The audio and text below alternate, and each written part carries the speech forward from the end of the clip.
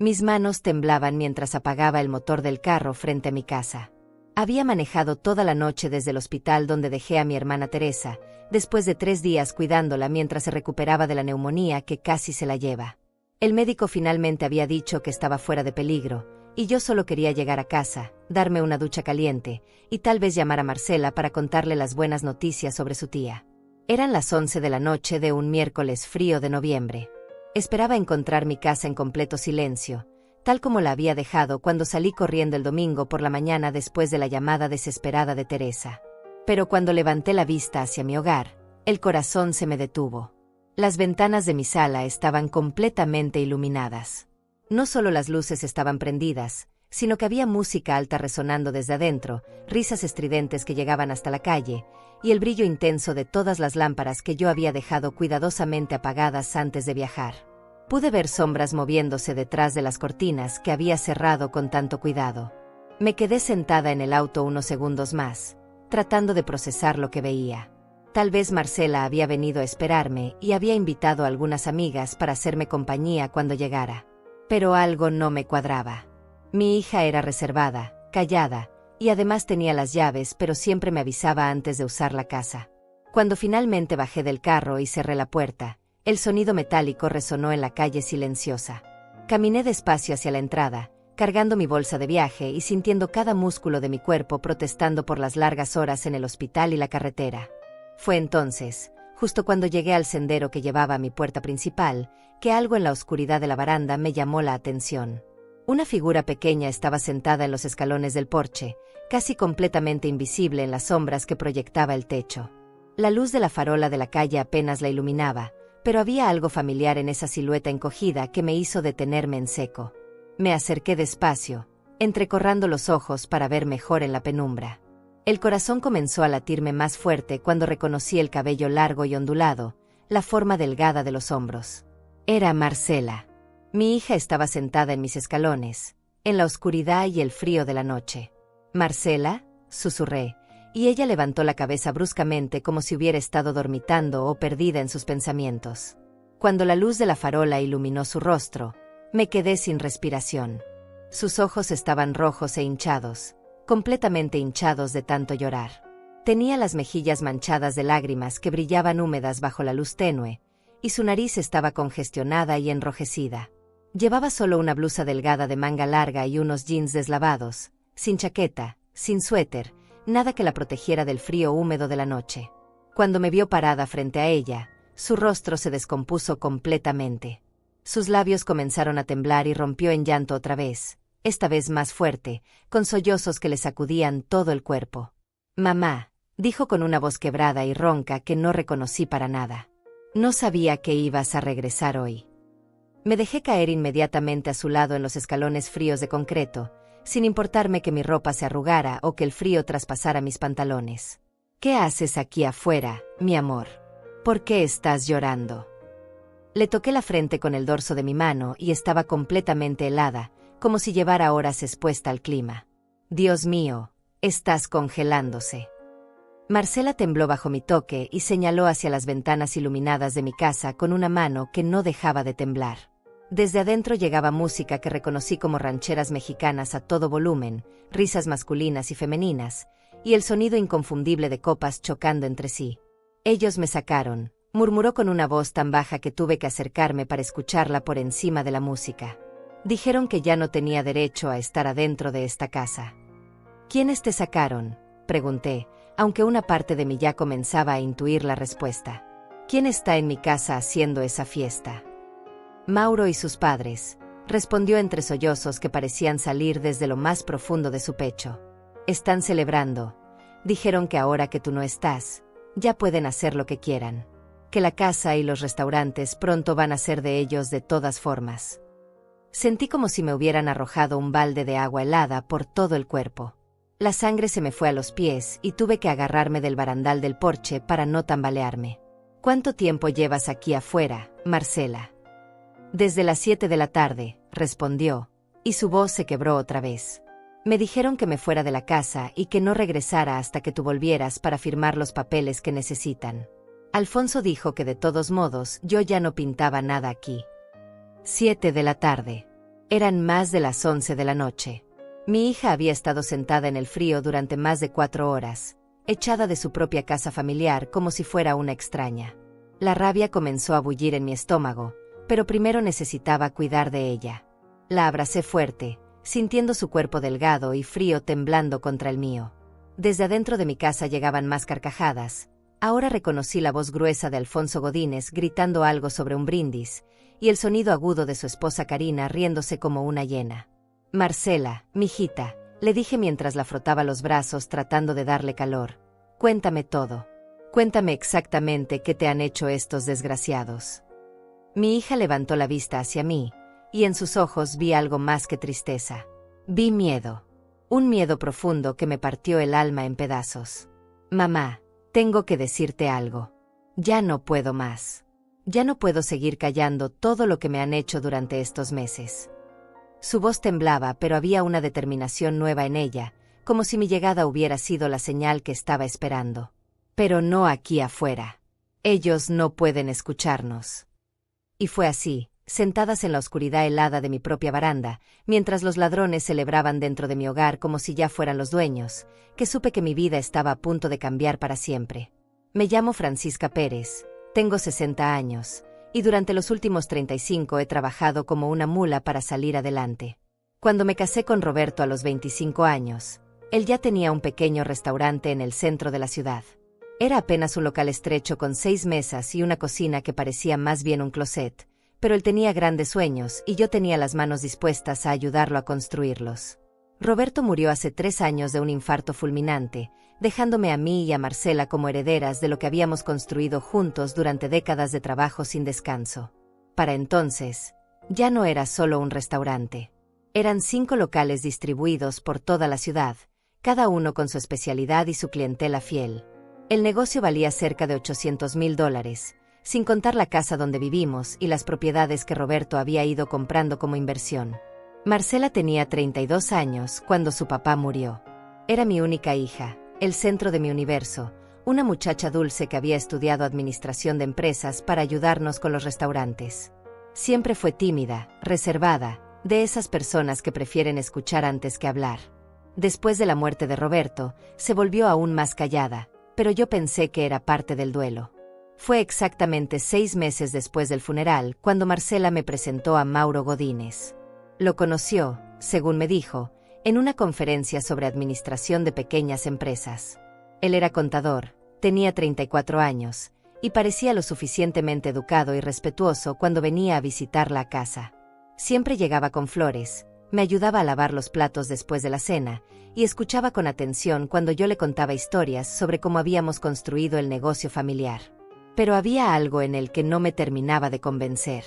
Tal vez era la forma en que sus ojos se movían constantemente por la casa cuando pensaba que nadie le estaba viendo, como si estuviera haciendo un inventario silencioso de todo lo que teníamos. O tal vez era la manera en que siempre dirigía la conversación hacia temas de dinero, preguntando detalles sobre las ganancias de los restaurantes con una curiosidad que parecía demasiado profesional para ser casual. Sus padres, Alfonso y Karina Godínez, aparecieron en escena 2 meses después de que Marcela y Mauro comenzaran a salir. Alfonso era un hombre corpulento de 65 años que se presentó como empresario retirado, aunque jamás logré entender exactamente en qué tipo de negocios había estado involucrado. Karina era una mujer de 60 años, delgada y nerviosa, que tenía la costumbre de hacer comentarios sobre lo grande y costosa que era mi casa, siempre seguidos de una risita que pretendía sonar inocente. Desde la primera cena que tuvimos juntos, noté cómo Alfonso hacía preguntas muy específicas sobre los restaurantes. Quería saber cuántos empleados teníamos, cuáles eran nuestros gastos mensuales, qué tipo de contratos teníamos con los proveedores. Cuando le pregunté por qué tanto interés, se rió y dijo que solo quería asegurarse de que su futuro hijo político estuviera en buenas manos económicamente. Futuro hijo político. Esas palabras me quedaron resonando en la cabeza durante semanas. Marcela y Mauro apenas llevaban 3 meses saliendo, pero él ya hablaba de matrimonio con una seguridad que me parecía prematura.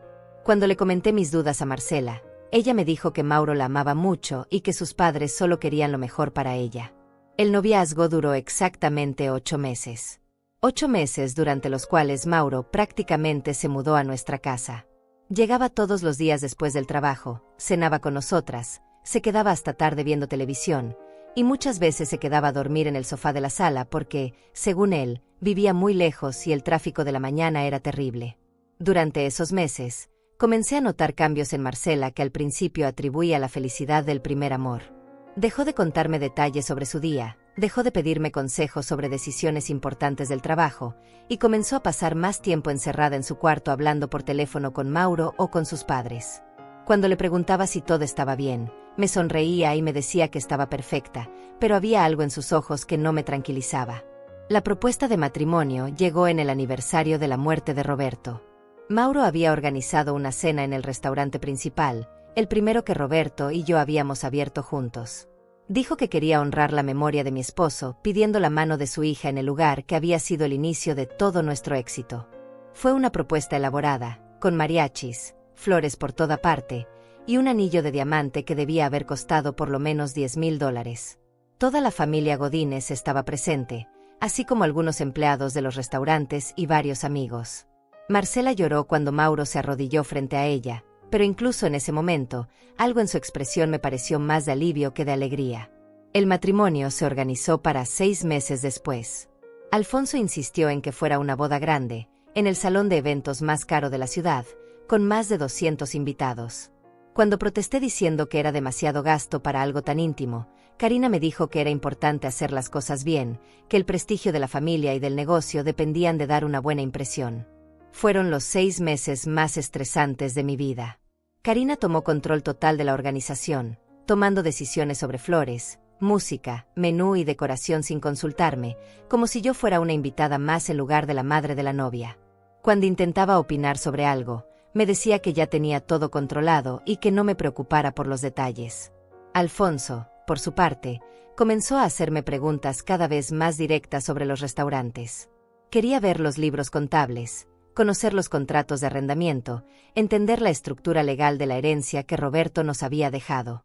Cuando le dije que esos asuntos los manejaba nuestro abogado y que no veía por qué necesitaba saberlo, me explicó que como Mauro iba a formar parte de la familia, era natural que quisiera entender el negocio familiar. Y así, entre preparativos de boda y preguntas insistentes sobre dinero, llegué a darme cuenta de que tal vez había algo más detrás de ese matrimonio tan apresurado. La boda se celebró un sábado de abril, en el salón más elegante de la ciudad. 500 invitados, flores blancas por todas partes, una orquesta de 12 músicos, y un banquete que costó más de $30,000. Yo pagué todo, por supuesto. Alfonso había insistido en que, como madre de la novia y única cabeza de familia desde la muerte de Roberto, era mi responsabilidad cubrir todos los gastos. Durante la ceremonia, mientras veía a Marcela caminar hacia el altar con su vestido de seda francesa que había costado $8,000, sentí una extraña mezcla de alegría y preocupación. Se veía hermosa, radiante incluso, pero había algo en su manera de caminar, demasiado rígida, demasiado mecánica, como si estuviera representando un papel en lugar de viviendo el día más feliz de su vida. Mauro la esperaba en el altar con una sonrisa que parecía más de triunfo que de amor. A su lado estaban Alfonso y Karina, vestidos como si fueran ellos los que se estuvieran casando. Karina llevaba un vestido dorado que rivalizaba en elegancia con el de la novia, y Alfonso lucía un traje que debía haber costado por lo menos $3,000. Lo que más me llamó la atención durante toda la ceremonia fue la forma en que los Godínez me miraban. No era cariño familiar ni agradecimiento por haber pagado esa boda tan costosa. Era algo que se parecía peligrosamente a la satisfacción de quien acababa de cerrar un negocio muy conveniente. La luna de miel duró 3 semanas en Europa. París, Roma, Barcelona, ciudades que Marcela siempre había soñado con conocer. Cuando regresaron, esperaba que vinieran a visitarme llenos de historias y fotografías, como hacen todas las parejas recién casadas. Pero lo que encontré fue a una Marcela diferente. Había perdido peso, se veía cansada, y tenía una manera de hablar nueva, como si estuviera midiendo cada palabra antes de decirla. Cuando le preguntaba sobre el viaje, me daba respuestas cortas y generales. Cuando le preguntaba sobre sus planes como matrimonio, me decía que Mauro estaba encargándose de todo y que ella no tenía que preocuparse por nada. Fue durante esa primera visita después de la luna de miel que Alfonso me hizo una propuesta que me dejó helada. Estábamos sentados en la sala de mi casa, tomando café después de la cena, cuando me dijo que había estado pensando en maneras de ayudar a la familia a crecer económicamente. Francisca, Me dijo con esa voz pausada que usaba cuando quería sonar importante. Creo que ha llegado el momento de pensar en expandir el negocio. Los 5 restaurantes están funcionando bien, pero podrían funcionar mucho mejor con una administración más moderna. Le pregunté qué tipo de administración tenía en mente, aunque ya me imaginaba hacia dónde iba la conversación. Mauro tiene muchas ideas innovadoras, continuó Alfonso, y yo tengo contactos que podrían inyectar capital fresco al negocio. Pero para hacer eso, necesitaríamos reestructurar la propiedad de manera más eficiente. Karina se unió a la conversación con esa sonrisita suya que tanto me molestaba.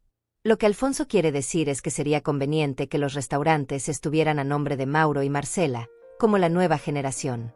Tú ya has trabajado suficiente, Francisca. Te mereces descansar y disfrutar de la vida. Sentí como si me hubieran dado una puñalada en el estómago. Ahí estaba, finalmente, la verdadera razón detrás de toda esa cortesía y esa boda tan elaborada. Querían que les entregara los restaurantes que Roberto y yo habíamos construido con el sudor de 30 años de trabajo. Los restaurantes están muy bien como están, les dije, tratando de mantener la calma. Marcela ya tiene su parte de la herencia asegurada, y cuando yo muera, todo será de ella de todas formas. Alfonso se rió con una risa que no tenía nada de divertida. Pero Francisca, tú eres joven todavía. Podrías vivir otros 30 años.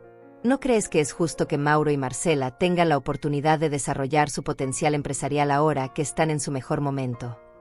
Miré a Marcela, esperando que dijera algo, que defendiera nuestra herencia familiar o por lo menos que me preguntara mi opinión antes de tomar una decisión tan importante.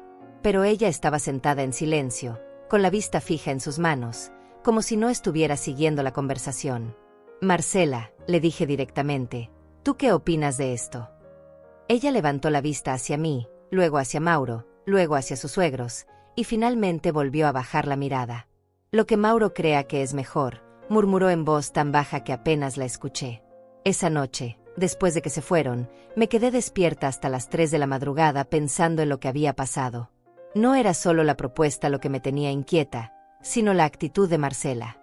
Mi hija, que había crecido corriendo entre las mesas de nuestros restaurantes, que había aprendido a hacer cuentas ayudándome con las ventas del día, que conocía a cada empleado por su nombre y se preocupaba por sus familias, se había convertido en una extraña que no tenía opinión sobre el negocio que algún día heredaría. Las visitas de los Godínez se volvieron más frecuentes después de esa conversación. Venían por lo menos 3 veces por semana, siempre con nuevas ideas sobre cómo mejorar los restaurantes, siempre con sugerencias que implicaban que yo me retirara gradualmente de la administración activa del negocio. Alfonso trajo papeles de sus abogados, documentos que según él simplificarían la estructura legal de la herencia y harían más fácil el manejo de los impuestos. Karina comenzó a hacer comentarios sobre lo grande que era mi casa para una sola persona, sugiriendo que tal vez sería más práctico que me mudara a algo más pequeño y que Marcela y Mauro se hicieran cargo de mantener la propiedad familiar. Pero lo que más me preocupaba era Marcela. Cada vez que venían de visita, ella se veía más delgada, más callada, más ausente. Cuando intentaba hablar con ella a solas, siempre tenía prisa por irse o decía que Mauro la estaba esperando. Cuando le preguntaba si era feliz en su matrimonio, me daba respuestas ensayadas sobre lo maravilloso que era su esposo y lo agradecida que estaba de tener una familia tan unida. Pasaron 6 meses así, con presión constante para que firmara papeles, con visitas cada vez más insistentes, y con una Marcela que parecía estar desapareciendo delante de mis ojos. Fue entonces cuando decidí que necesitaba alejarme un poco para pensar con claridad. Mi hermana Teresa vivía en otro estado, a 8 horas de distancia en carro. No nos habíamos visto en casi 2 años, y cuando me llamó para contarme que tenía problemas de salud, vi la oportunidad perfecta para tomarme un descanso de toda esa presión familiar. Le dije a Marcela que iba a ir a cuidar a su tía por unos días, tal vez una semana. Ella apenas reaccionó a la noticia, solo me dijo que tuviera cuidado en la carretera y que la llamara cuando llegara. Lo que no sabía era que esos pocos días lejos de casa iban a ser suficientes para que los Godínez mostraran sus verdaderas intenciones. Y que cuando regresara, encontraría a mi hija destruida y a mi hogar convertido en territorio enemigo. Mientras Teresa se recuperaba en el hospital y yo pasaba las noches en vela cuidándola, Marcela me llamaba todos los días. Pero esas llamadas me dejaban más preocupada que tranquila. Su voz sonaba extraña, forzada, como si alguien estuviera escuchando cada palabra que decía. Siempre me preguntaba cuándo iba a regresar, cuánto tiempo más pensaba quedarme, si ya había decidido una fecha específica para volver a casa. ¿Por qué tanta prisa, mijita?, le pregunté durante una de esas llamadas. Tu tía todavía está delicada, y tú sabes que no tiene a nadie más que la cuide. No, no es prisa, mamá, me respondió rápidamente. Solo quiero saber para organizarme. Mauro dice que tal vez podríamos hacer una cena familiar cuando regreses, para celebrar que tía Teresa está mejor. Mauro dice. Esas dos palabras se habían vuelto el inicio de casi todas las frases de Marcela en los últimos meses. Ya no era yo pienso o me gustaría, sino siempre Mauro dice o Mauro cree. Era como si hubiera perdido la capacidad de tener opiniones propias. El tercer día de mi estadía con Teresa, recibí una llamada que me sorprendió. Era Karina, la suegra de Marcela, algo que jamás había pasado antes. Siempre que los godines querían comunicarse conmigo, lo hacían a través de Marcela o directamente en persona. Francisca, espero que no te moleste que te llame directamente, me dijo con esa voz dulzona que usaba cuando quería algo. Marcela me dio tu número porque estamos un poco preocupados. ¿Preocupados por qué? Bueno, es que han pasado algunos problemas con uno de los restaurantes. El del centro, específicamente. Hubo una inspección sanitaria y encontraron algunas irregularidades menores, nada grave, pero necesitan que alguien con autoridad legal vaya a firmar unos documentos para resolver el asunto. Mi sangre se heló.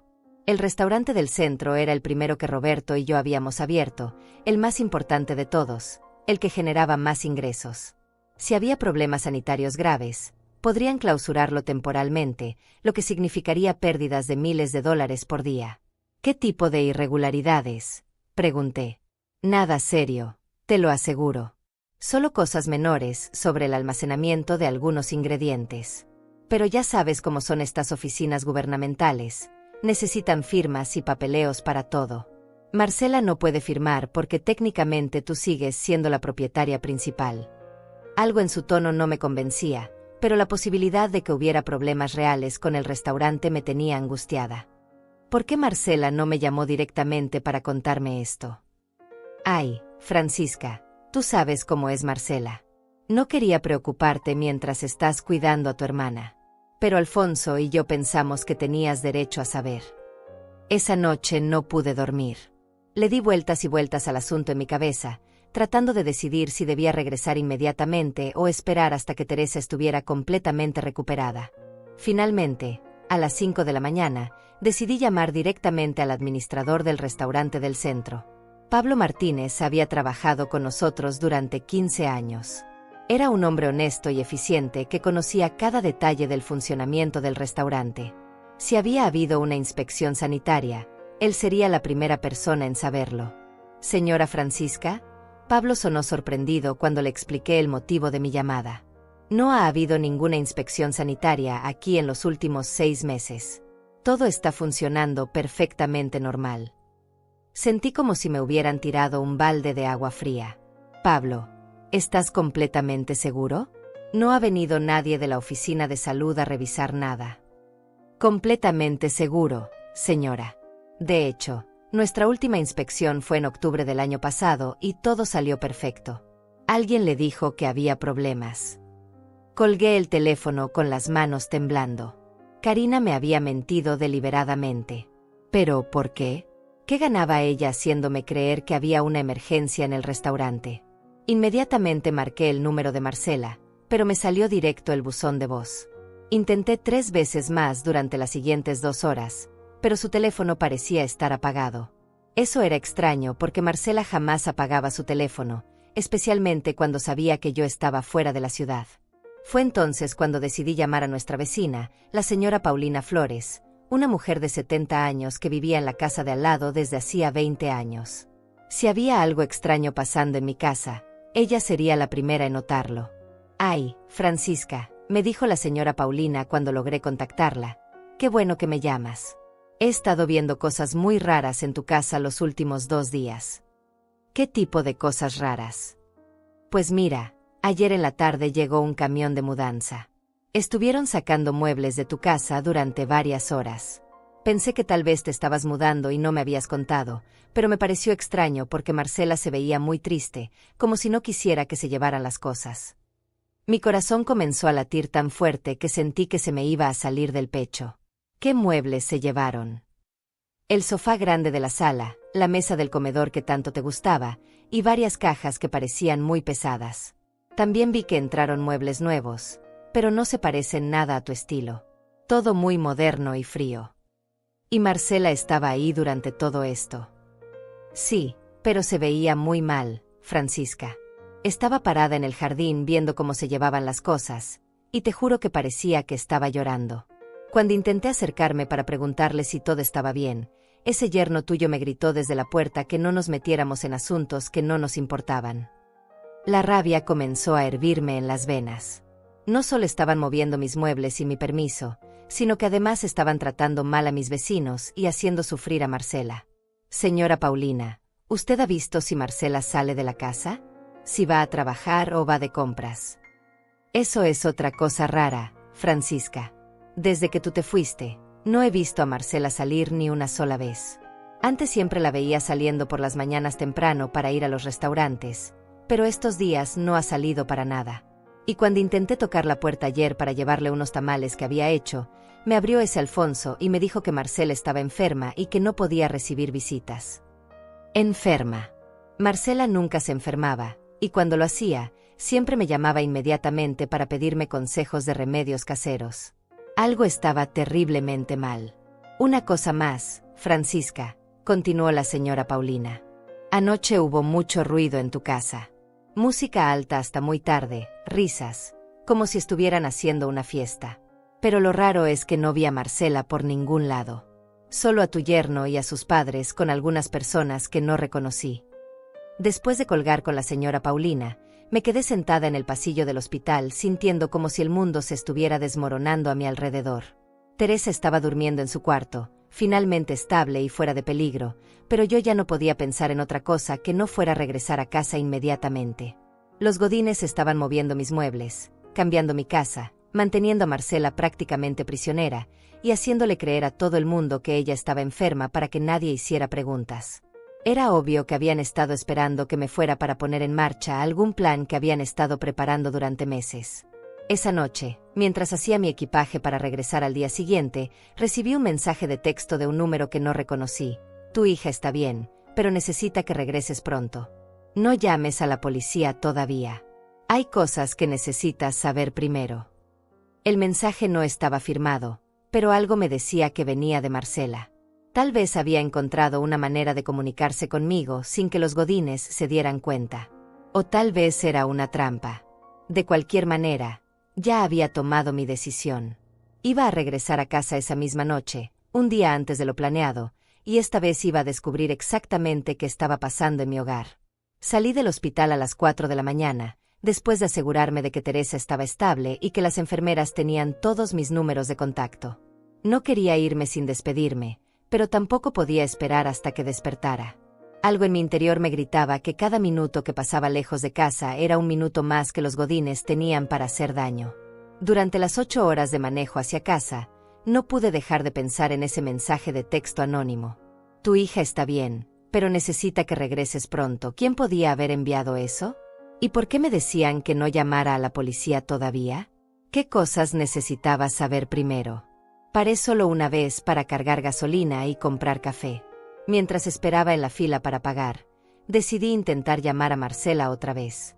Esta vez sí contestó, pero su voz sonaba tan extraña que por un momento pensé que había marcado el número equivocado. «Mamá», susurró, como si tuviera miedo de que alguien la escuchara. «Marcela, mi amor, ¿estás bien?» La señora Paulina me contó cosas muy preocupantes. Estoy bien, mamá. ¿Cuándo vas a regresar? Hoy en la noche. Pero mijita, ¿por qué suenas tan rara? ¿Y por qué me mintieron sobre los problemas en el restaurante? Hubo un silencio largo, y luego escuché voces de fondo. Mauro estaba hablando con alguien, pero no pude entender qué decía. Mamá, tengo que colgar. Te veo cuando llegues, dijo rápidamente Marcela, y la línea se cortó. Esa llamada me dejó aún más angustiada. La voz de mi hija sonaba como la de alguien que tenía miedo, como la de alguien que estaba siendo vigilado constantemente. ¿Qué les había hecho esa familia a mi niña? Llegué a mi ciudad cuando ya estaba oscureciendo. En lugar de ir directamente a casa, decidí pasar primero por el restaurante del centro para hablar con Pablo y asegurarme de que efectivamente no había habido ninguna inspección sanitaria. También quería verificar si Marcela había estado yendo a trabajar normalmente durante mi ausencia. Pablo estaba cerrando cuando llegué. Su cara se iluminó al verme, pero inmediatamente noté una expresión de preocupación en sus ojos. Señora Francisca, qué bueno que regresó. Tenía muchas ganas de hablar con usted. ¿Pasó algo, Pablo? Sí, señora. Ayer vino el joven Mauro con unos papeles. Dijo que usted le había dado autorización para revisar todos nuestros libros contables y contratos con proveedores. Se llevó copias de todo, incluyendo información sobre nuestras cuentas bancarias. Sentí como si me hubieran dado un puñetazo en el estómago. Pablo, yo jamás le di autorización a Mauro para revisar nada. ¿Tú le diste acceso a esa información? No, señora, por supuesto que no. Le dije que necesitaba hablar con usted primero. Pero él se puso muy agresivo. Me dijo que como esposo de la señorita Marcela tenía derecho legal a esa información, y que si no colaboraba, iba a haber problemas. ¿Y Marcela estaba con él? No, señora. Eso también me pareció raro. Siempre que venían a revisar algo del negocio, la señorita Marcela venía con él. Pero esta vez vino solo, y cuando le pregunté por ella, me dijo que estaba enferma y que no podía salir de casa. Pablo me contó que Mauro había pasado más de 2 horas revisando documentos, tomando fotografías con su teléfono y haciendo preguntas específicas sobre cuánto dinero entraba diariamente a cada restaurante. También había preguntado sobre los contratos de arrendamiento y cuánto faltaba para que se vencieran. Una cosa más, señora Francisca, añadió Pablo bajando la voz. Ayer en la tarde vino un señor que no conocía. Se presentó como contador y dijo que iba a hacer una auditoría de todos nuestros restaurantes. Cuando le dije que usted no me había informado sobre ninguna auditoría, me mostró unos papeles con su firma autorizando la revisión. ¿Mi firma? Pablo, yo no he firmado ninguna autorización para una auditoría. Eso pensé, señora. La firma se parecía a la suya, pero algo no me cuadraba. Por eso no le di acceso a nada y le dije que regresara cuando usted estuviera de vuelta. Me quedé helada. Alguien había falsificado mi firma para intentar acceder a los registros financieros de los restaurantes. Esto ya no era solo una familia entrometida tratando de aprovecharse de la situación. Esto era un plan criminal elaborado para robar mi negocio. Salí del restaurante con las manos temblando y el corazón latiéndome tan fuerte que podía escucharlo. Manejé hacia mi casa tomando la ruta más larga, tratando de prepararme mentalmente para lo que fuera que me estuviera esperando. Cuando doblé en mi calle, lo primero que noté fue que todas las luces de mi casa estaban encendidas. No solo las luces normales, sino todas las lámparas, como si estuvieran haciendo una fiesta o una celebración.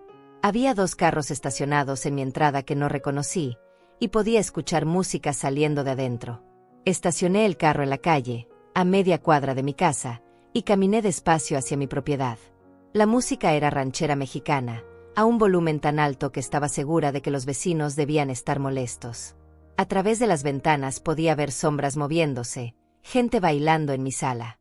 Fue entonces cuando los vi.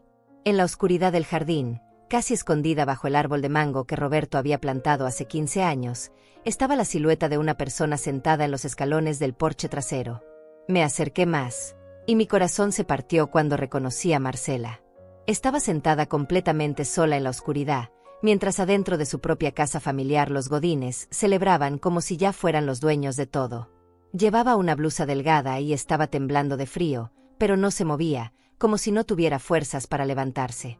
Cuando finalmente llegué hasta donde estaba y ella levantó la vista hacia mí, vi en sus ojos algo que jamás pensé que vería en mi hija. Vi derrota total. Era como si hubiera perdido toda esperanza y estuviera esperando que algo terrible terminara de suceder.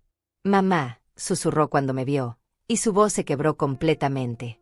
«No sabía que ibas a regresar hoy». Me senté a su lado en esos escalones fríos, en la oscuridad de mi propio jardín, mientras adentro de mi casa los ladrones celebraban su próxima victoria. Y fue ahí, en ese momento, sentadas las dos en silencio, que supe que mi hija había estado viviendo un infierno y que yo había llegado justo a tiempo para impedirles terminar de destruirla. Lo que no sabía todavía era hasta qué punto habían llegado los Godines en su plan para apoderarse de todo lo que Roberto y yo habíamos construido. Pero estaba a punto de descubrirlo, y cuando lo hiciera, iba a asegurarme de que pagaran por cada lágrima que habían hecho derramar a mi niña. «Cuéntame todo, mijita», le dije a Marcela mientras la abrazaba en esos escalones fríos. «Cuéntame qué te han hecho estos desgraciados». Marcela tembló en mis brazos y tardó varios minutos en poder hablar. Cuando finalmente comenzó, su voz salía quebrada, como si cada palabra le doliera físicamente. «Mamá, el matrimonio fue una mentira desde el principio», susurró. «Mauro jamás me amó. Ellos sabían exactamente cuánto valían los restaurantes antes de que él me conociera. Alfonso había estado investigando nuestro negocio durante meses. Me contó que la primera vez que conoció a Mauro no había sido en una conferencia de negocios, como me había dicho. Había sido en un café cerca del restaurante del centro, donde ella almorzaba todos los martes después de revisar las cuentas semanales. Él había llegado supuestamente por casualidad, había comenzado una conversación casual, y después había insistido en verla otra vez. Era demasiado perfecto, mamá. Siempre decía exactamente lo que yo quería escuchar. Siempre aparecía en los momentos en que me sentía más sola después de la muerte de papá. Pero ahora me doy cuenta de que no era casualidad. Él sabía mi horario, sabía por dónde me movía, sabía cuándo era más vulnerable. Durante los primeros meses de noviazgo, Mauro había sido el novio ideal. Flores, cenas románticas, regalos costosos, atención constante. Pero Marcela comenzó a notar que todas las conversaciones terminaban dirigiéndose hacia los restaurantes, hacia las finanzas familiares, hacia la herencia que habíamos recibido de Roberto. Cuando lo presenté en casa, tú me dijiste que había algo que no te gustaba de él, continuó Marcela. Yo pensé que eras muy protectora, que no querías que nadie se acercara a mí después de la muerte de papá. Pero tenías razón. Había algo malo en él desde el principio. Las cosas cambiaron drásticamente después de la boda. Durante la luna de miel, Mauro había mostrado su verdadera personalidad por primera vez. La controlaba constantemente, le decía qué ropa ponerse, con quién podía hablar, cuánto dinero podía gastar. Cuando ella protestaba, él le gritaba y le decía que ahora era su esposa y tenía que obedecerlo. En París me gritó delante de todo un restaurante porque pedí una copa de vino sin preguntarle primero, me contó Marcela. Me dijo que las esposas decentes no toman alcohol sin permiso de sus maridos. Yo pensé que estaba nervioso por el viaje, que se le iba a pasar cuando regresáramos. Pero no se le pasó. Al contrario, empeoró. Cuando regresaron de la luna de miel, Mauro comenzó a aislarla sistemáticamente. Le dijo que ya no necesitaba trabajar en los restaurantes porque ahora él se iba a encargar de todos los asuntos financieros de la familia. Le quitó las llaves del carro diciendo que la llevaría a donde necesitara ir. Le cambió las contraseñas del teléfono y la computadora para protegerla de gente malintencionada. Cuando intenté quejarme contigo, él siempre estaba presente durante nuestras conversaciones. Y cuando tú no estabas, me amenazaba. Me decía que si le contaba a alguien sobre nuestros problemas matrimoniales, iba a encontrar maneras de lastimarte económicamente. Alfonso y Karina habían sido parte del plan desde el principio. Ellos fueron quienes investigaron nuestra situación financiera, quienes planearon la estrategia para que Mauro se acercara a Marcela, y quienes diseñaron todo el esquema para apoderarse de los restaurantes. Alfonso trabajó durante 20 años para una empresa que se dedicaba a estafar viudas, me explicó Marcela. Investigaban a mujeres que habían heredado negocios o propiedades valiosas, y después mandaban a hombres jóvenes para que se casaran con sus hijas y robaran las herencias. Karina había fingido ser una mujer educada y refinada, pero en realidad había participado en múltiples estafas similares. Era experta en manipular documentos legales y falsificar firmas. Durante los meses antes de la boda, había estado practicando mi firma hasta perfeccionarla. Mamá, ellos tienen copias falsas de tu firma en docenas de documentos. Contratos para vender los restaurantes, papeles para transferir la propiedad de esta casa, incluso documentos para acceder a tus cuentas bancarias. Sentí como si el mundo se estuviera desmoronando a mi alrededor. ¿Y tú sabías todo esto? No al principio, lloró Marcela. Me di cuenta gradualmente, pero cuando intenté resistirme, Comenzaron las amenazas serias. Alfonso me dijo que tenían maneras de hacerte desaparecer si yo no cooperaba, que podían hacer que pareciera un accidente, o que podían acusarte de fraude fiscal y mandarte a la cárcel. Durante los últimos meses, los Godínez habían estado presionando cada vez más fuerte para que yo firmara papeles trasladando la propiedad de los restaurantes. Cuando me negué, decidieron cambiar de estrategia. Comenzaron a planear tomar control de todo mientras yo estuviera fuera de la ciudad. El viaje a cuidar a tía Teresa fue la oportunidad perfecta que estaban esperando, continuó Marcela. Desde el primer día que te fuiste, comenzaron a actuar como si ya fueran los dueños de todo. Movieron tus muebles, trajeron sus propias cosas, cambiaron las cerraduras de algunas habitaciones. Mauro había ido a los restaurantes con documentos falsificados, tratando de convencer a los empleados de que yo le había dado autorización para manejar las finanzas. También había contactado a varios compradores potenciales, diciéndoles que los restaurantes iban a estar disponibles para venta muy pronto. Ayer trajeron a un notario corrupto para que preparara documentos de venta, me dijo Marcela. Iban a usar las firmas falsas que Karina había estado practicando para vender los restaurantes por la mitad de su valor real a unos socios de Alfonso. ¿Y por qué estás aquí afuera en el frío?, le pregunté. Porque hoy me negué a firmar los papeles del divorcio, respondió con una voz más firme. Me dijeron que tenía que divorciarte de todos los asuntos financieros, que tenía que declarar que eras incompetente mentalmente para manejar el negocio. Cuando me negué, Alfonso me gritó que ya no me necesitaban para nada, que tenían suficientes documentos falsos para hacer todo sin mi cooperación. Karina le había dicho que me sacaran de la casa cuando regresara del viaje, que me dijeran que ya no era bienvenida en mi propia propiedad. Mauro había amenazado con golpearla si no cooperaba con echarme. Pero yo no puedo hacerte eso, mamá. Prefiero morirme antes que traicionarte así. Por eso me sacaron de la casa y me dijeron que me quedara aquí hasta que llegara. Para que fuera yo quien te dijera que ya no puedes vivir aquí.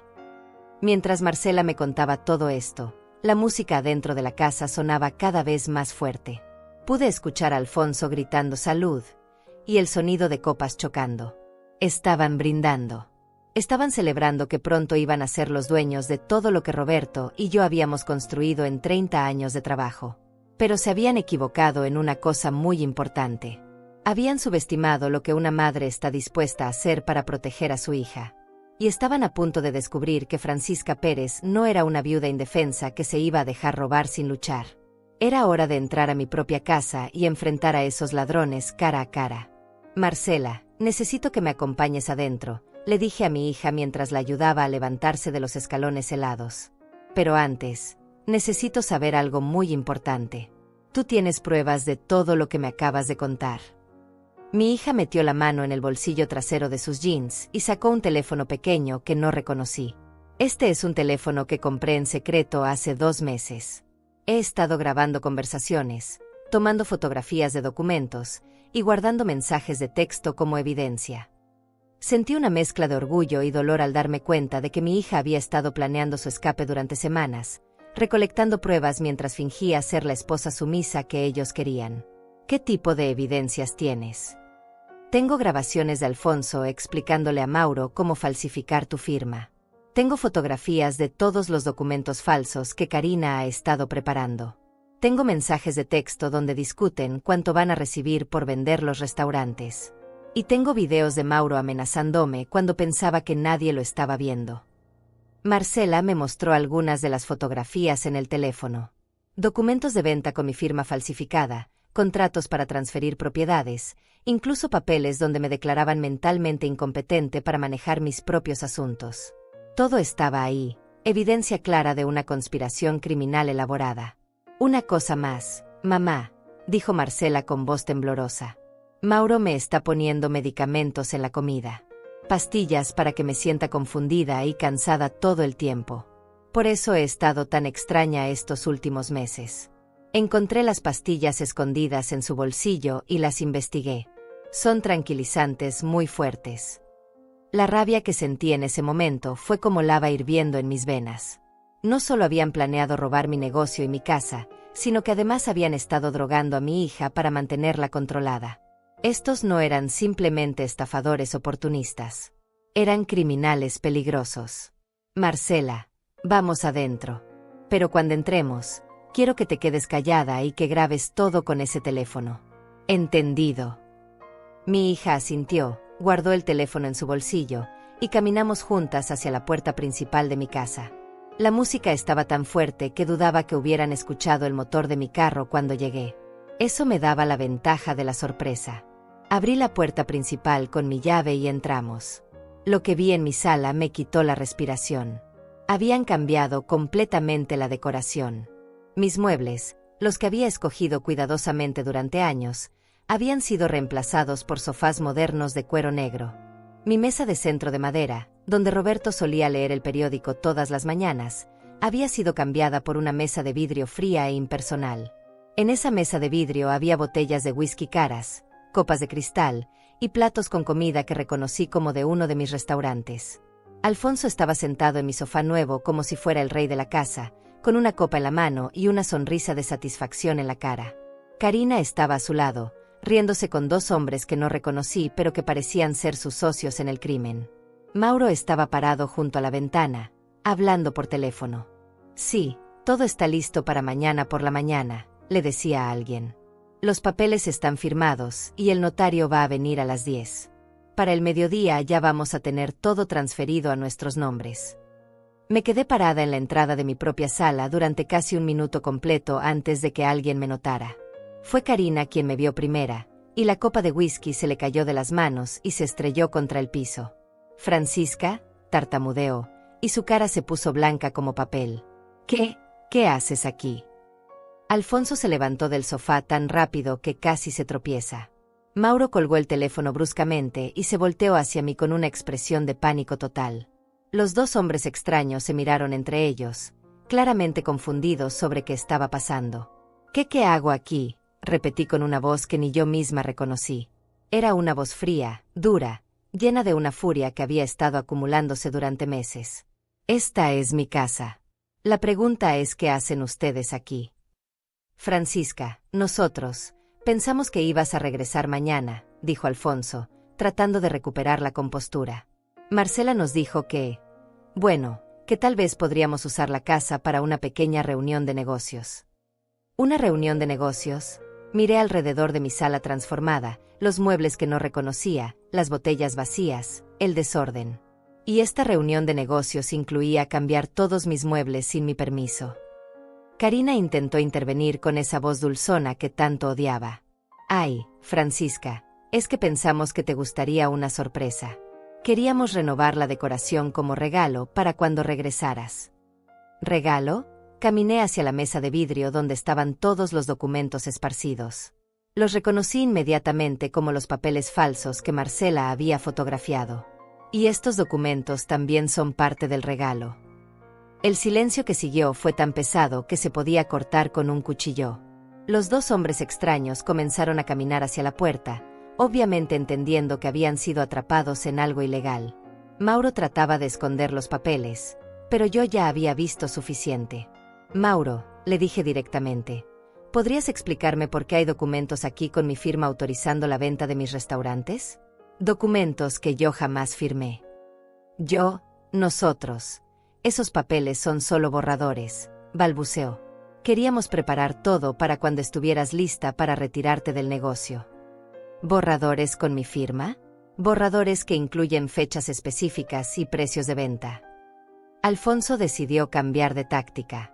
Se irguió, trató de verse intimidante, y me habló con una voz que pretendía ser autoritaria.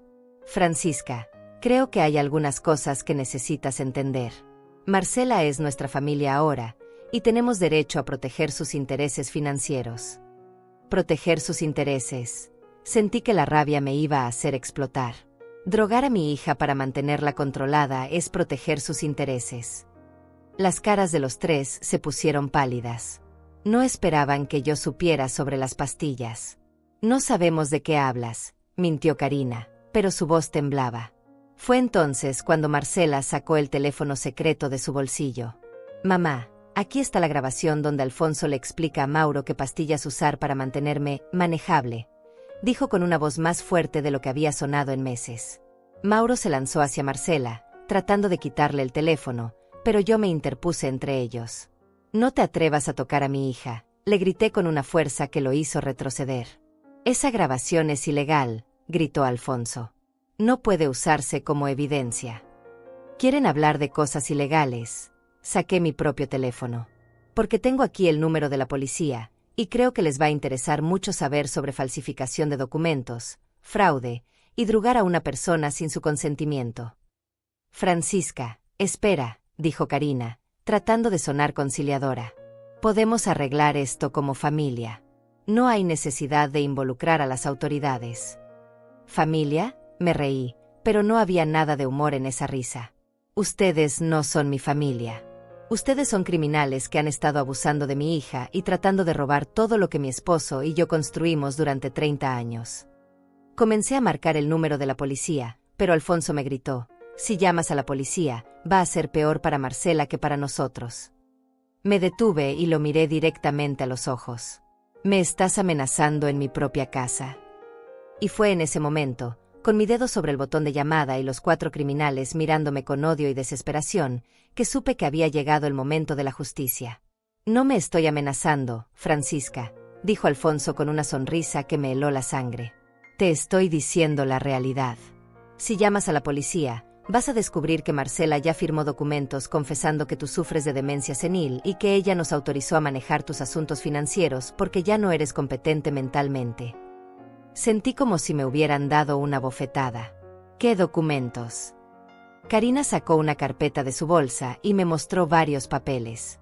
Reconocí inmediatamente la letra de Marcela en algunos de ellos, aunque su firma se veía temblorosa y extraña.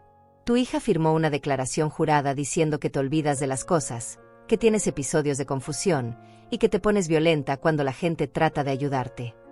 Eso es mentira, gritó Marcela. Me obligaron a firmar esos papeles cuando estaba drogada. No sabía lo que estaba firmando. ¿Quién va a creer eso?, se rió Mauro. Una esposa confundida tratando de proteger a su madre enferma mental. Los doctores van a decir que es completamente normal que niegue la realidad. Alfonso se acercó más a mí, invadiendo mi espacio personal de una manera que obviamente pretendía intimidarme. Además, Francisca, si revisas bien tus cuentas bancarias, vas a descubrir que han habido algunas transferencias extrañas en las últimas semanas. Transferencias que parecen indicar que alguien está robando dinero de los restaurantes. ¿De qué hablas? De las $50,000 que aparentemente tú transferiste a una cuenta en las Islas Caimán el martes pasado, dijo Karina con esa sonrisita maliciosa. Y de los $30,000 que supuestamente retiraste en efectivo el jueves, dinero que no aparece por ningún lado. Mi sangre se convirtió en hielo. Yo no he transferido ni retirado ningún dinero. Por supuesto que no, dijo Alfonso. Pero los registros bancarios dicen que sí. Y cuando la policía investigue, van a encontrar que una mujer mayor con problemas mentales ha estado robando de su propio negocio. Van a concluir que Marcela y Mauro trataron heroicamente de detener el fraude, pero que llegaron demasiado tarde. Entendí inmediatamente lo que habían hecho. Habían usado las firmas falsas que Karina había estado practicando para robar dinero de las cuentas de los restaurantes, y después habían creado evidencia que me hacía ver como la culpable. Si llamaba a la policía, iba a parecer como si yo fuera la criminal tratando de culpar a otros por mis propios crímenes. Pero nosotros somos gente razonable, continuó Alfonso. No queremos que vayas a la cárcel, Francisca. Solo queremos ayudar a la familia. ¿Qué tipo de ayuda? Mauro sacó más documentos de su chaqueta. Muy simple. Tú firmas estos papeles transfiriendo la propiedad de los restaurantes y esta casa a Marcela y a mí. Nosotros nos hacemos cargo de manejar todo, y tú puedes retirarte tranquilamente a una residencia para personas mayores donde van a cuidarte bien. Una residencia. Es por tu propio bien, dijo Karina con voz falsa de preocupación. Ya no eres joven, y manejar un negocio es muy estresante. En la residencia vas a tener cuidado médico constante, actividades sociales, y no vas a tener que preocuparte por nada. ¿Y si no firmo? Alfonso se encogió de hombros. Entonces tendremos que llamar nosotros a la policía. Les diremos que llegamos aquí y te encontramos tratando de quemar documentos importantes, que nos amenazaste con un cuchillo, y que claramente estás teniendo un episodio psicótico. Con tu historial de transferencias bancarias sospechosas y la declaración de Marcela sobre tu deterioro mental, No va a ser difícil convencer a un juez de que necesita ser internada contra tu voluntad. El plan era perfecto en su maldad. Habían cubierto todos los ángulos. Si cooperaba, perdía todo, pero me quedaba libre. Si me resistía, iba a terminar en la cárcel o en un hospital psiquiátrico, y ellos iban a obtener todo de cualquier manera alegando que estaban protegiendo a Marcela de una madre mentalmente enferma. Pero habían cometido un error crucial. Habían subestimado a Marcela. Mi hija, que durante meses había fingido ser la esposa sumisa y drogada que ellos querían, se acercó a mí y me tomó de la mano. «Mamá», dijo con una voz clara y firme que no había escuchado en casi un año, «muéstrales el regalo que trajiste del viaje». Los miré confundida. No había traído ningún regalo del viaje. Pero Marcela me apretó la mano de una manera que entendí como una señal para seguirle la corriente. «Así», dije, aunque no tenía idea de que estaba planeando mi hija. «El regalo». Marcela fue hacia la mesa donde estaban todos los documentos falsos y levantó uno de los papeles. «Alfonso, este documento con la firma de mi mamá fue preparado el lunes pasado». «¿Por qué preguntas eso?» «Porque mi mamá estaba en el hospital con tía Teresa el lunes pasado. Y tengo las fotografías que publicó en Facebook desde allá, con fecha y hora incluidas». Alfonso se puso pálido. «Eso no significa nada. Pudo haber firmado el documento antes de irse». Un documento fechado específicamente el lunes. Marcela sonrió por primera vez en meses. «¿Y qué hay de este otro, fechado el miércoles? ¿Y este del viernes?». Karina trató de interrumpir, pero Marcela continuó.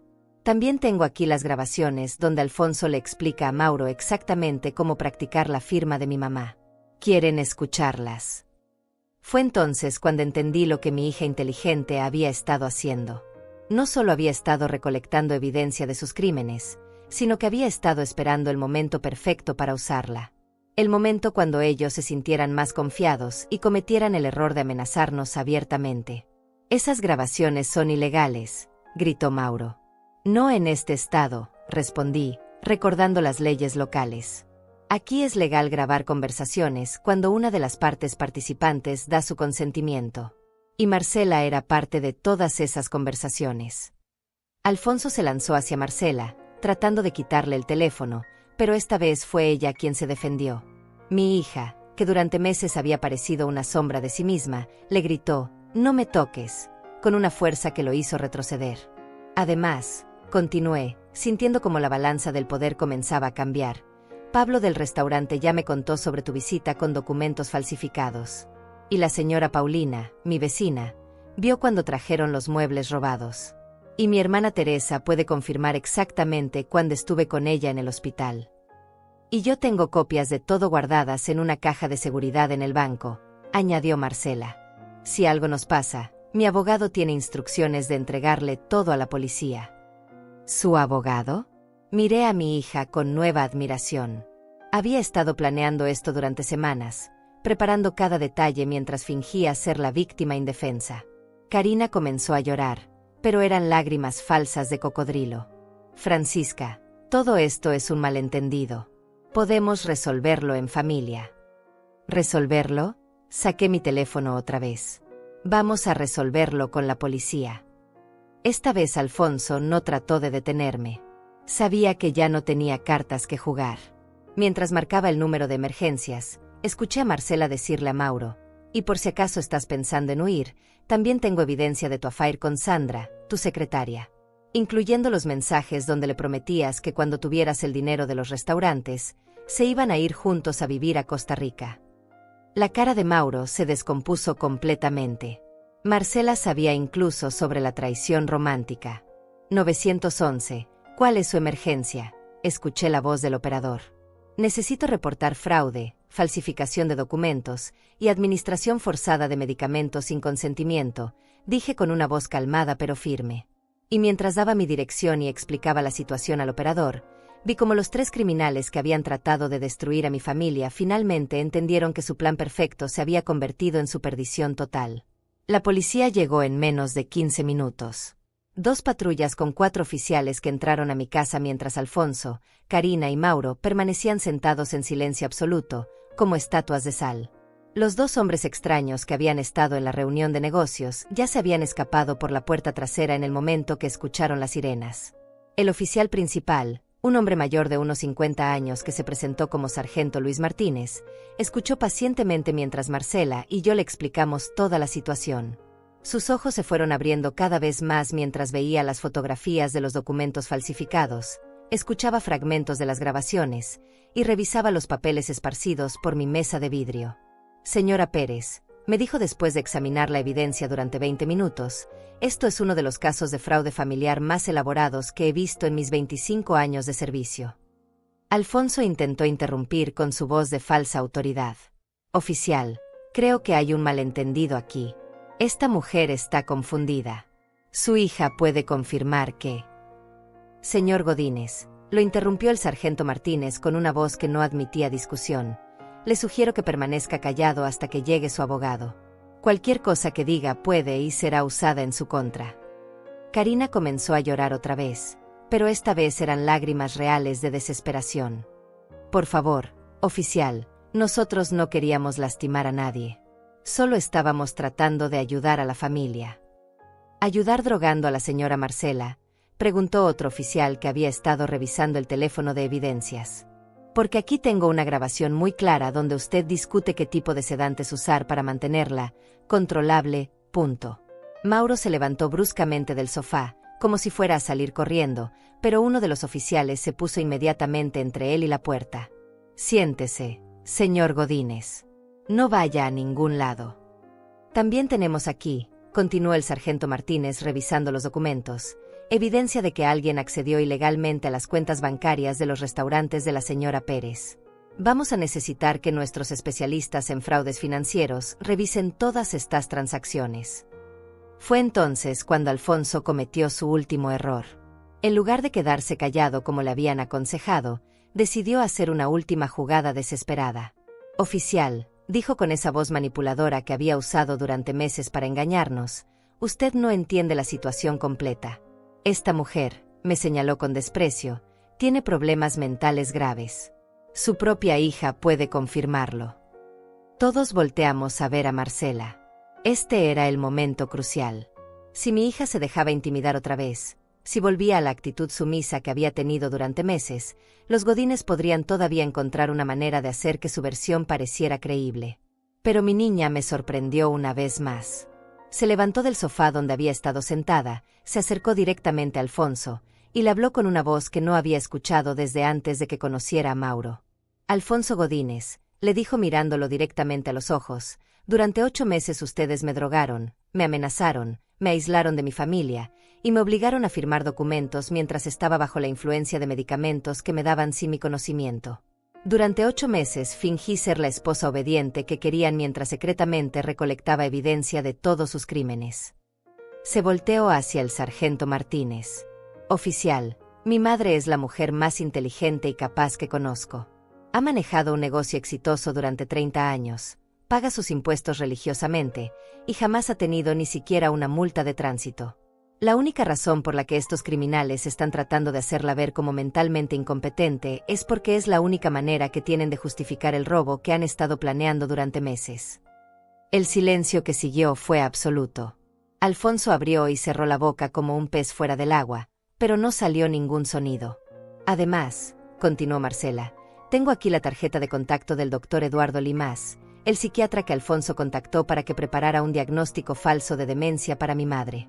El doctor me llamó directamente porque le pareció sospechoso que alguien que no era familia directa estuviera pidiendo ese tipo de evaluación. Karina se desplomó completamente en el sofá. No puedo más, sollozó.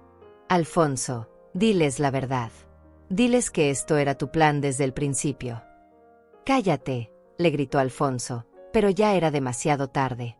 El sargento Martínez se acercó a Karina. Señora Godínez, ¿está dispuesta a hacer una declaración oficial sobre este caso? Karina miró a Alfonso, después a Mauro, y finalmente asintió con la cabeza. Sí, ya no puedo seguir con esta mentira. Durante la siguiente hora, mientras los oficiales tomaban declaraciones formales, Karina confesó todo. Alfonso había estado investigando familias ricas con viudas por más de 20 años. Su método era siempre el mismo: enviar a Mauro para que se casara con las hijas herederas, ganar la confianza de la familia, y después usar falsificación de documentos y manipulación psicológica para apoderarse de las propiedades. ¿Cuántas familias han estafado antes que la nuestra?, pregunté. 7, respondió Karina entre lágrimas. 7 familias en los últimos 15 años. Siempre viudas con negocios exitosos y hijas solteras. Mauro finalmente habló, pero solo para tratar de salvar su propia piel. Yo no sabía que iban a drogar a Marcela. Eso no era parte del plan original. Mentira, le respondió Marcela inmediatamente. Tienes grabaciones donde discutes conmigo exactamente qué pastillas usar y cuándo dármelas. El sargento Martínez cerró su libreta de notas. Señora Pérez, vamos a necesitar que usted y su hija vengan a la estación mañana por la mañana para completar las declaraciones formales y presentar toda la evidencia oficial. Pero por ahora, estos 3 individuos van a ser arrestados por fraude, falsificación de documentos, administración ilegal de sustancias controladas y conspiración criminal. Uno por uno, esposaron a Alfonso, Karina y Mauro. Ver a esos 3 criminales siendo sacados de mi casa en la parte trasera de las patrullas policiales fue uno de los momentos más satisfactorios de mi vida. Cuando finalmente se fueron, Marcela y yo nos quedamos solas en mi sala, rodeadas del desorden que habían dejado los godines, pero finalmente libres de su presencia tóxica. Mamá, me dijo Marcela abrazándome fuerte, perdóname por haber permitido que esto llegara tan lejos.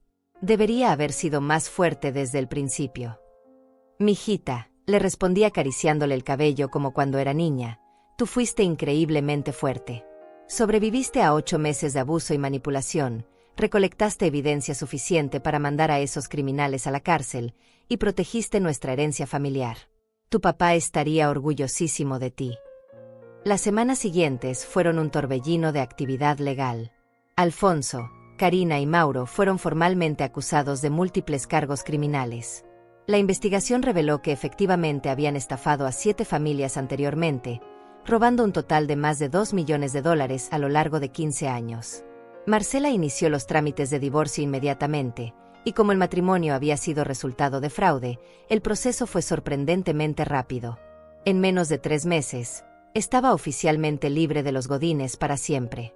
Recuperamos todo el dinero que habían robado de las cuentas de los restaurantes, más intereses y daños punitivos.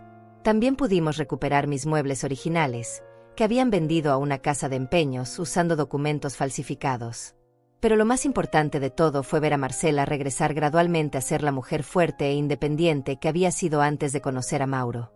Sin las drogas en su sistema y sin la presión constante de los godines, mi hija floreció otra vez. 6 meses después del arresto, estábamos sentadas en el mismo porche donde la había encontrado llorando esa noche fría, pero esta vez tomando café y viendo el atardecer. Los restaurantes estaban funcionando mejor que nunca, Marcela había retomado su papel activo en el negocio, y nuestra relación madre-hija se había fortalecido inmensamente. ¿Sabes qué es lo que más me molesta de todo esto?, me dijo Marcela mientras veíamos pasar a los vecinos en sus caminatas vespertinas. ¿Qué? Que casi me convencen de que no valía nada sin ellos. Que una mujer sola no podía manejar su propia vida. Pero aprendiste algo muy importante, le respondí. Aprendiste que a veces la familia que tienes no es la familia que necesitas. Y que está bien alejarse de personas tóxicas, incluso cuando comparten tu apellido. Marcela sonrió y me tomó de la mano. También aprendí que mi mamá es la mujer más valiente que conozco. Esa noche, mientras cerraba la casa que habíamos logrado proteger, pensé en Roberto y en todo lo que habíamos construido juntos. Los godines habían tratado de destruir 30 años de trabajo y amor, pero habían fracasado completamente. A veces la justicia llega silenciosamente, como una madre que regresa a casa un día antes del esperado y encuentra a su hija llorando en la oscuridad. A veces la justicia llega en forma de una hija valiente que finge ser débil mientras secretamente recolecta evidencia para destruir a sus abusadores. Y a veces la justicia llega simplemente porque una mujer de 60 años decide que ya es suficiente, que no va a permitir que nadie más lastime a su familia, y que va a luchar hasta el final por proteger lo que es suyo. Los godines subestimaron el poder de una madre protegiendo a su hija. Fue el último error que cometieron como personas libres. Desde aquella noche cuando encontré a Marcela llorando en mi porche mientras los godines celebraban en mi sala. Desde que descubrí que mi propia bondad había sido usada como arma contra mí, que mi deseo de ser una buena suegra casi me cuesta todo lo que Roberto y yo habíamos construido durante décadas. Hoy, mientras escribo estas líneas en el escritorio que mi esposo usaba para planificar la expansión de nuestros restaurantes, puedo decir con absoluta certeza que soy una mujer completamente diferente. No porque haya cambiado mi esencia, sino porque finalmente aprendí a valorar esa esencia en lugar de esconderla para complacer a otros. Durante 60 años de mi vida, fui criada para creer que una mujer buena era una mujer que se sacrificaba por otros. Que decir no era egoísta. Que poner límites era cruel. Que una madre debía aceptar cualquier cosa que viniera con el territorio de tener hijos, incluso cuando esas cosas lastimaran profundamente su alma. Roberto solía decirme que yo era demasiado generosa para mi propio bien. Se preocupaba por la manera en que la gente se aprovechaba de mi naturaleza servicial, por cómo yo siempre daba más de lo que recibía sin quejarme jamás. Pensaba que era una virtud admirable, pero peligrosa. Tenía razón, aunque tomé años entenderlo completamente. Cuando los godines aparecieron en nuestras vidas, yo hice exactamente lo que había hecho toda mi vida. Les abrí la puerta de mi hogar y de mi corazón porque eran la familia de mi hija.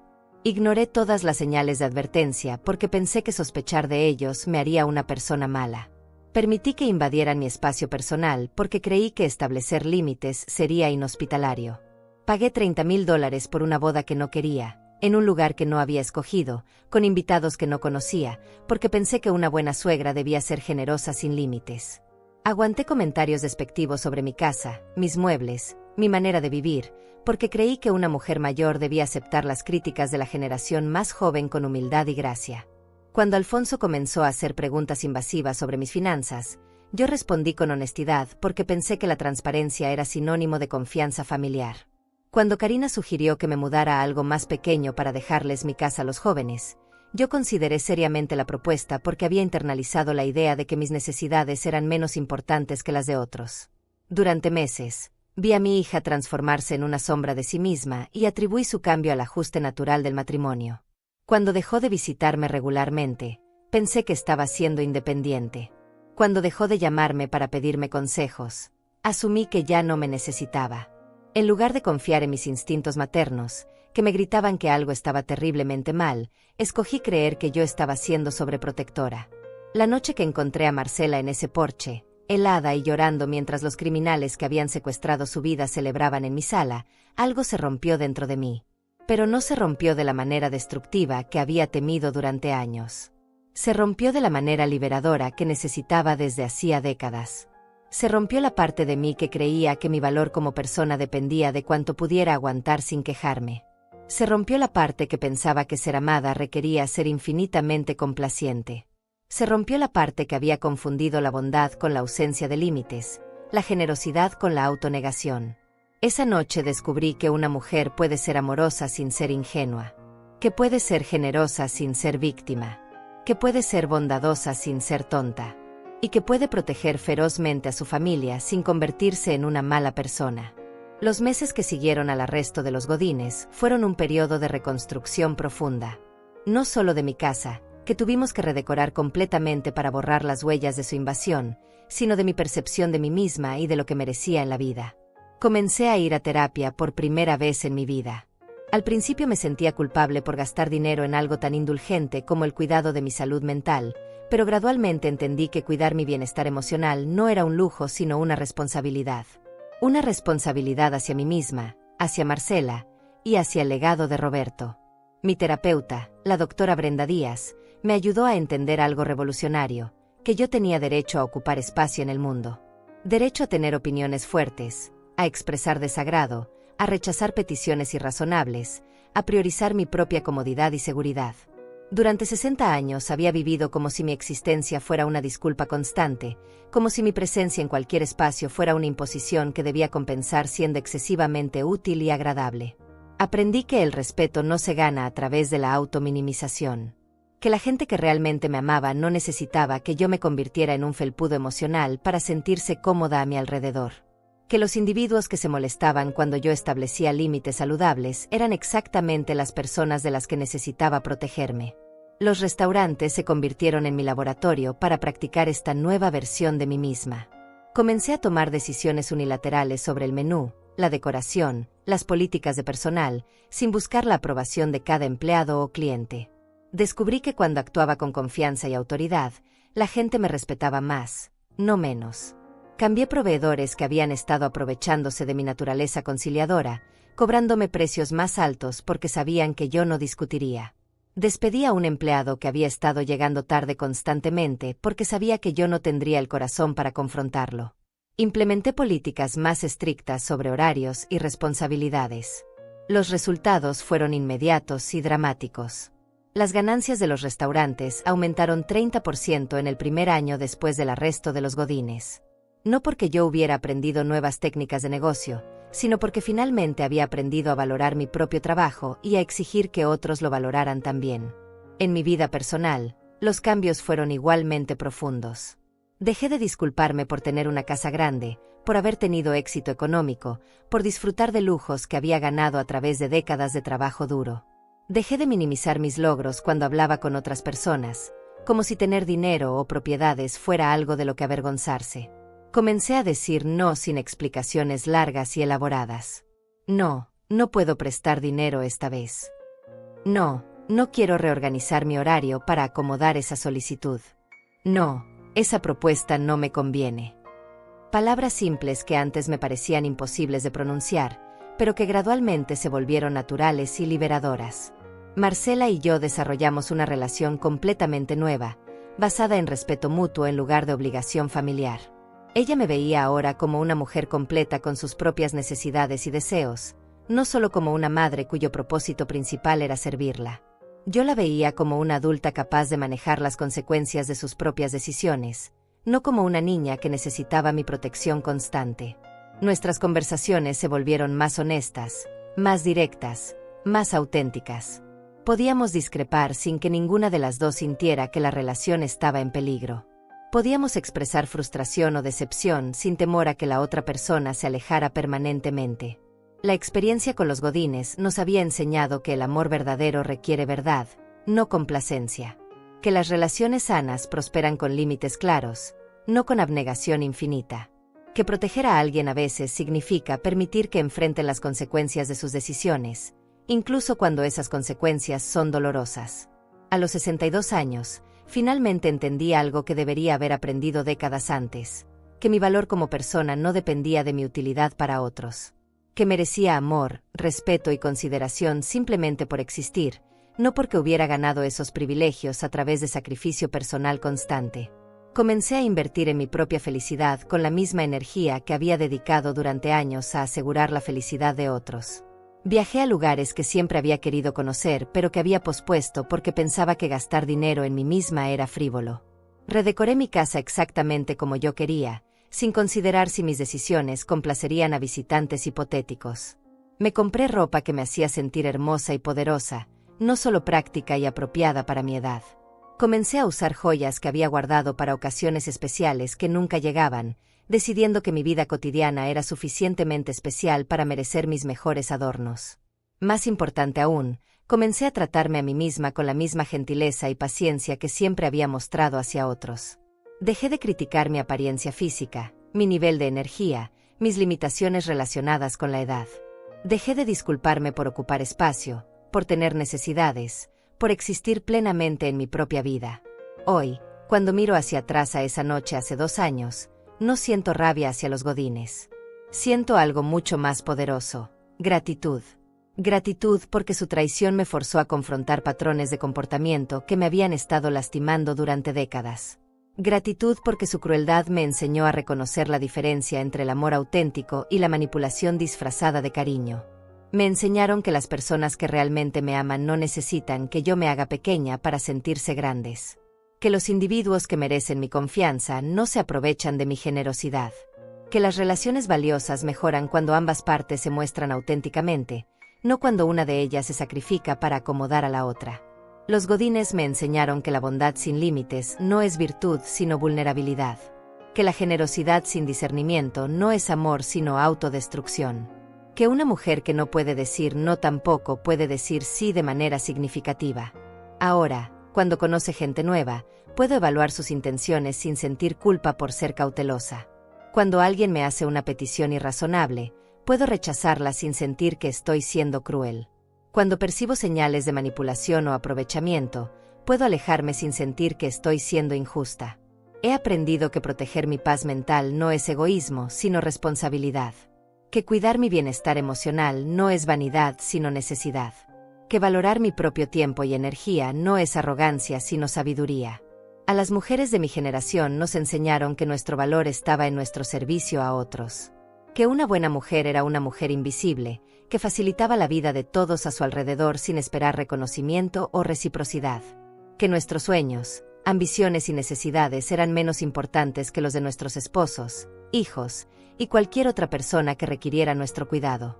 Pero he descubierto que es posible ser amorosa y fuerte simultáneamente, generosa y cautelosa, bondadosa y firme.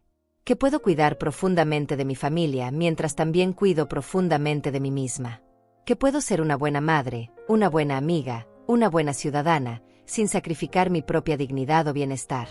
Esta nueva versión de mí misma no es más fría o menos compasiva que la anterior.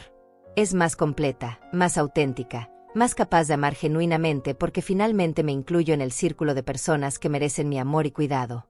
Cada día que despierto en mi casa, en mi cama, rodeada de mis propias cosas escogidas según mis propios gustos, es un recordatorio de que vale la pena luchar por la vida que merezco. Cada decisión que tomo basada en mis propias necesidades y deseos, sin buscar la aprobación de otros, es un acto de revolución silenciosa contra décadas de autonegación. A los 62 años, finalmente he aprendido a valorarme. Y esa lección, aunque llegó tarde y a través del dolor, ha sido el regalo más precioso de mi vida.